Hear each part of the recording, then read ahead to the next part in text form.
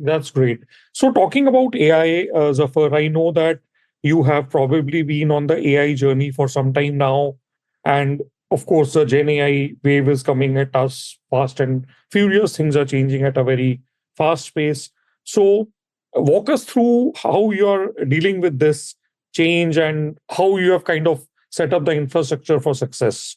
So everybody has to look at AI. It's not going away. So you Yeah. have to put some focus on it. The way we looked at it was the first thing in any step is to educate people. So we Mhm. have made AI training mandatory. So every year there is a module that you have to take that explains AI to you, its pros, its cons, its pitfalls, and people then take a test and they pass the test, and then that's their mandatory training for the year.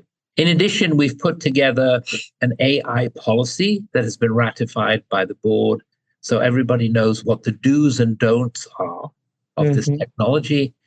Third step is we have an AI review board that has multiple stakeholders from different domains, Mhm. and that panel meets to review any AI request that comes in, not only for funding, but it also reviews it for safety. It reviews it for the technology that somebody wants to use to make sure it's safe, to make sure Yes. that data is not lost in any way. Yes. And AI is an evolution, I think, not a revolution. I think we've been using AI, most people have for a long time. It's gone from automation processes to you have a small data language model that you've applied algorithms to. And now, as you get to Gen AI, you have a much larger language model, a much larger database.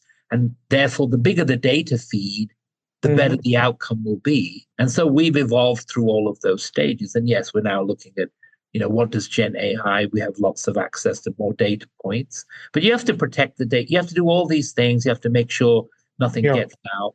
So that's the review board's process. If it's approved, then Mhm. we will build it or partner to build it to Mhm. get to prototype. Because I think with every AI, you have to prototype and then you Mhm. have to test heavily. Mhm. So to give examples, Mhm. Seattle Children's is very well known.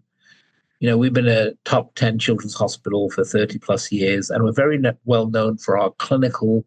standard pathways of Mhm. treating certain conditions with kids. And we've documented all those pathways. And over time, those pathways are now disseminated to different organizations, even across the world, and they use them as the Awesome. standard way to treat conditions. The problem is it's hundreds and hundreds and hundreds of PDFs. Yes. So the old way of looking at how to treat a patient using a standard pathway was to find the relevant PDF, then read it, and then figure out what are you going to do.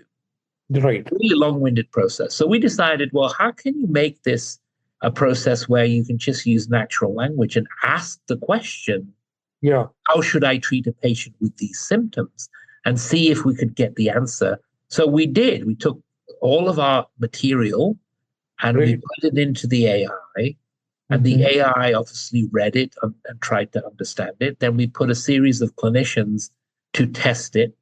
And so now we're at a point where you can actually ask the AI the question. I have a kid with cough with these symptoms.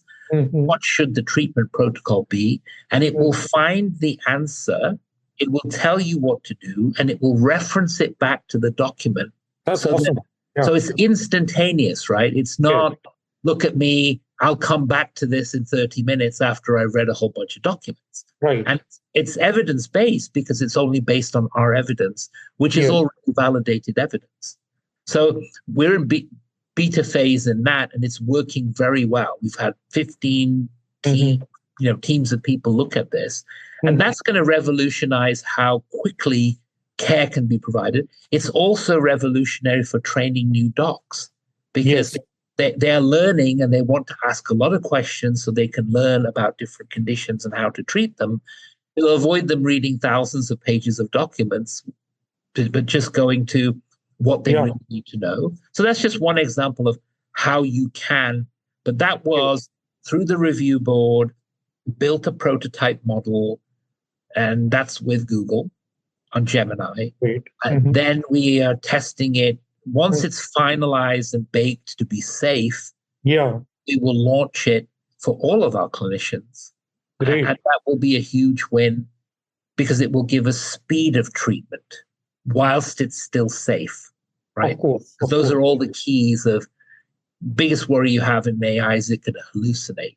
But Yeah, in this scenario, because the language that you're feeding into it, the data, is restricted to our validated data only, it yes, has less likelihood to hallucinate because it's of course. pointing back to the reference documents.